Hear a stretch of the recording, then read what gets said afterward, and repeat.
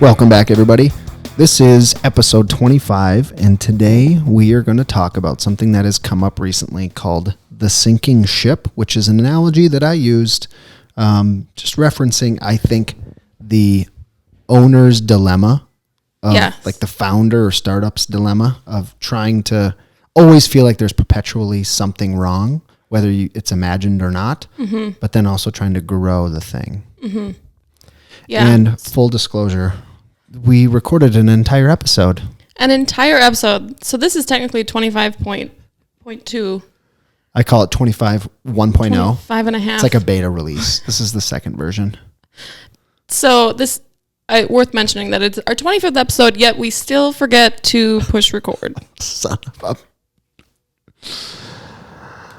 And that's why I have to ask the question during the intro. I have to interrupt the intro. Yep. Anyways, okay, so episode 25, the sinking ship. How did this come up? This is an analogy that we came up with. Yeah, this was it all started because of a nice late night conversation Tyler and I were having about scaling the business. Via text, which is so efficient. Super efficient. But again, it wasn't like 9:30 p.m. Yep. And I had mentioned to him that I was listening to a podcast from two great people, Gary Vee and Tim Ferriss, and they were doing a little Ask Us Anything portion of the show. And this was an old episode, but it was still really relatable, of course.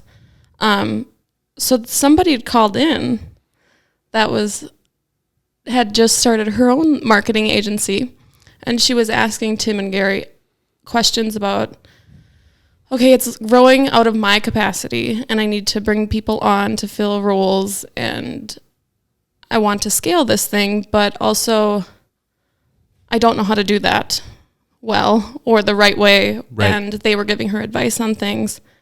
And it kind of it struck me a little bit because... Well, and the reason she was struggling that you had mentioned was she enjoyed doing the work now. Oh, yeah. I don't want it to change into something I don't enjoy because I really like what I've built and I'm really happy. Which is a pivotal, crucial point. Yes. Thank you for reminding me. So they were giving her all kinds of advice, but basically Gary said just sometimes people are too quick to scale, too big, too fast, and they need to be more patient. Because all of a sudden you'll have this thing in this business where you've got, 10 people that you're managing and you don't even like managing people. Right. And now the work you're doing isn't the work that you like doing. And things are no longer fun. You don't enjoy it. So he was just giving her good advice and you instantly cautioning. And I'm like, oh, yeah. That's a little bit. And now I need to go talk with Tyler. Yep. She sounds like she sucks. I wonder if Tyler sucks too. That was kind of what you were thinking. So I just needed to get clearer on what you meant because we and I have talked about growing, but also what exactly that means for the role that you were going to play in things. And I didn't want you to not enjoy the work anymore either. Right. What does Tyler want? Why does he always talk to me late at night when he's stressing about this? Is true. It's usually at night where I'm like, we gotta find someone to do this because we need this and we need that. And the reality is when you're, and I've never experienced this before. I've always been either second in command of a project, some big thing, or, way down the line. I've never been at the top where if something goes wrong, no matter if it's the mistake I make or the mistake someone else makes that's working with us, I have to answer for it. Yeah, but also you've never been in this place where you're building something that you're going to be so reliant on in such a short time. This is not just a side something anymore. This is a full-time providing for your family. Yeah. Kind of business. The side B is going to have to be the main B. Pretty dang soon. Sometime soon. Yeah. So we got to get our shit together. Yeah, we got to get her worked out. We got her looking good, efficient, right? Mm-hmm. Ready to perform more. Yep. Not sure where that's going, but anyway, So I always have this feeling like something could be wrong, and I would say 1 out of 10 nights I wake up at night. And I'm certain I am clear now that it's all going to blow up. It's over. That the ship is basically on fire. That it's like, you know, like they've got that. Like the Titanic? Well, no, like, no. Like, no. Straight up and down? But more like someone standing on like that, you know, the high point of a ship where they have that little like circle area. The guys with good eyesight can see stuff. Yeah. More like I'm just standing on that and everything else is below water. And I'm like, I feel like we're okay. Oh, and I look down, like clear now, it's over. And the reality is it's never as bad as those 1 out of 10 nights ever, even at its worst. For sure. But then I'm lucky. I'm generally more of a positive person that I wake up two out of 10 nights. So 30% of the nights I don't sleep well, which is fine. But 2 out of the 10 nights I wake up with like good ideas. They're crazy, most of them, but like happy, like growing ideas. Yeah. But those 1 out of 10 nights, every once in a while, where it's just like, it just gets to you, you know? Yeah. I feel like every entrepreneur can relate to that. Like all of a sudden, things just feel like straight chaos. Right. And so you had asked me, well, why do you want to scale? And then I had just like through pure emotion typed out like an analogy. Oh yeah. Of like, well, I feel like this. Yeah. Well, you said, I just feel like I'm trying to build a ship that is also sinking, is what you said to me. Yeah. And then I was like, oh. Your first response was, where did you steal that from? Oh, yeah. And I was like, I probably stole it from somewhere. He's like, yeah. Over the last 3 years, I've consumed a lot of content. Yeah. So probably stole it from something. Yeah. But so I said, I'm like, first I got a little concerned after I accused you of stealing it. Yes. And I said, okay, well, what do you mean by that? And so I'll explain. I am quoting you here. Okay. It always feels like it could sink at any time, which I think is healthy. But do you spend your time fixing the holes, aka solving all the current small problems and small fires, the everyday things, or rowing the boat, so doing like the actual video, photos, the content creation, all the actual tangible product, yeah, or building and captaining the ship, so you're setting the direction, like getting us in a better place long term, building a culture that you want, and building a business that ultimately is going to make you happy. Right. So it's like a constant struggle of what to do and how to tackle things. Every single person that started something, you've felt that same way from the beginning. Like, you know, you have this idea getting into the business. Oh yeah. Not that it'll be easy, but I have a clear idea of what it'll be like when I'm doing it. I'll just do this. I'll just do that. It'll be simple. Mm-hmm. And then you realize getting into it, which is why people should just start. That's when you learn like really how hard it is. Mm-hmm. And you're doing 100% of all the jobs, whether it's meeting with clients. So getting new business, working on the current work, and then building efficiencies to make the work like easier to grow, right? Like improving your processes, like building out a workflow. Yeah. And then the billing and, you know, all sorts of everything. You're doing it all. And we're to a point in the last month and a half where mentally I can't hold it in my head anymore. Where up until then I could sort of, especially with the clients that we have. Yeah. Like, I could hold it in my head and I could pull it off. Yeah. And I've even, as I've been working with you more, understood that that's where your head was, and like in the last month have been forcing you to write this out, all the projects together, right? Right. And so, Tyler, we need to know exactly what's going on from week to week and not drop any balls and all that stuff. Exactly. So, and so that's what I was feeling. Yeah. So our conversation that night kind of spearheaded, okay, we need more. But did that make you feel better after talking to me? Okay. For sure. I felt like I better understood where you were at and how we could work together to kind of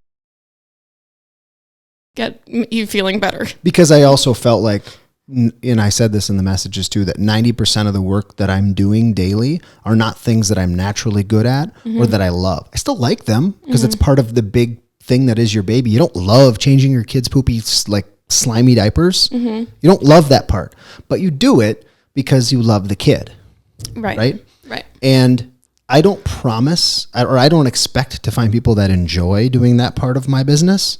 I think that's a mistake some people make, is like, they think, oh, I'm going to offload this terrible task to someone else. Right. Yeah. But, I feel like there are projects out there that I know other people enjoy and are way better at than me. And so if we can bring them in to improve the overall quality of the whole business, it grows a little bit, if just becoming more efficient and like we have better service. Yeah. But then also I can narrow from 70 to 80% of the total work that the business needs to run to 30%. And that's the part that I'm better at. Yeah. Right. And I enjoy the most. Yes. Being able to do more work in your skill set. And then what that does is also it allows you and I to work more efficiently in the things that we like to do. So it naturally lends itself to scaling. Mm-hmm. Oh, I can do more of this because now my workload is shrinking, spending less time working on things that I'm not necessarily that efficient at. Yeah. Yeah. So that's why I was concerned about scaling, but I'd never articulated it in that way. Mm-hmm. Mm-hmm. So I can see why you were nervous. So it made more sense. Yes. But so also spearheaded some tactics and things that we were going to do and work on together since we have a better understanding of what's going on currently. So that AKA, we were like, okay, we need a project management software tool. Which sounds gross. Gosh, they are the worst. They're the worst. But 100% necessary. Yes. To help us just become more efficient and not lose track of anything, which I think was ultimately like what was getting to you is there was just so many things going around in your head and we needed to find a place for it all to live. Right. And we needed to articulate the jobs. If you want to offload any sort of work or to grow the team, or you need to be able to articulate and define the scopes of the jobs before you can ever hire them out. And that was one of the biggest mistakes I've made over the last year. Right. Is like promising people, yes, I've got work for you. And the reality is I did, but I was so in it. I was rowing the boat so much that I didn't even know, I couldn't outline what the other jobs were to give them to people. Right. Very capable people, talented, good at it. But I hadn't done enough work, stopping to say, okay, how can we build out kind of a mini little workflow and articulate that job so that someone else knows exactly what to expect. They know exactly how to be successful in this little mini job that we're giving them. And that's what we're hoping that this project management software can just help us a little bit with. Mm-hmm. And what that boils down to is it's a process, but it's also communication. Yes. And we can always do better with communicating with our team. Yeah. And getting everybody on the same page. Right. So they know what the heck's going on too. Yeah. And feeling good about it, feeling excited about the work versus feeling overwhelmed because they don't know what the expectations are. Exactly. So it's really hard to expect good work from people when they don't know how to be successful in the work. Mm-hmm. And that's something that when you're just starting out, or even just the team of two, we communicate a lot, and 70% of it is nothing to do with the details of this. Mm-hmm. So we cover it all, in some way, right? But when we bring someone else on that isn't necessarily part of that shotgun style of communication, we need to be more efficient and be much clearer in what we're asking. And that's something that I understand now as being an employee of a big organization. That's probably the biggest source of my frustration over the last decade. Was I was always expected to do better, think more, be innovative, but I was I don't even know I don't know exactly how to be successful in my job. And being a teacher, even if you are really successful, there's no real benefit. Yeah. Outside of internal. What's motivating you to do that Yeah, thing? which is fine, and it works for a little while, but everyone kind of runs out of steam. Yeah. So hopefully we're better in that regard. And one important thing we had written down here was one thing that I'm always trying to keep in mind, and you and I talk about it a lot, is you're more nervous about adding people to the team in the circle, the inner circle, than I am, which is good. Yeah. It's very healthy. Why is that? I don't know. I'm hesitant always I think it's more finding the right people to fill the seats. Yeah. Versus finding someone to put out a fire. Yeah. Do you know what I mean? Right. Is this long-term what we need versus short-term? Right. Can we knock out the short-term problem without a panic attack? Yeah. And then because sometimes the person that you bring on short-term is can have a much more negative impact on the business than you think. Right. You're at the bar, you're lonely, you're you'll do. Yeah. Yep. Yeah. Yeah, and you wake up in the morning, you're oh. I think it's kind of like my dating life. You know what I mean? Yeah. I can't. It's even your friendship life. Yeah. Is this person really who I want? Yes. And I think that's totally healthy because I'm the opposite, where I'm like, hey, sure. Yep. Come on in. Yeah. Join our team. Yeah. Come on in. You'll be great. And it's a nice, healthy balance. And so for me to like, you know, kind of learn from you in that regard, and then to find people that have similar values, but varied skill sets. Mm-hmm. And it will take time. Not everyone you walk in the door is going to be the perfect fit that's going to enjoy the work you're about to give them. They might fake it first, but it will always come out if they hate it. And, but they have to be able to laugh at inappropriate jokes. They have to be okay with having a beer at 3:30 p.m. on a Friday. Absolutely. Maybe a Thursday. And because sometimes I do that, right? Yes. And they have to fit the culture. Yeah, so they do. If we're not clear, if our processes are in place, if our culture isn't clear, all of that stuff impacts the people that we bring on. Totally. And the brand that we're building. Absolutely. Couldn't have said it better myself. Thanks, Tyler. But I would try, of course. So that's kind of what I do. All right. Well, thanks, everyone. That was episode 25, quarter of the century, done. Yes.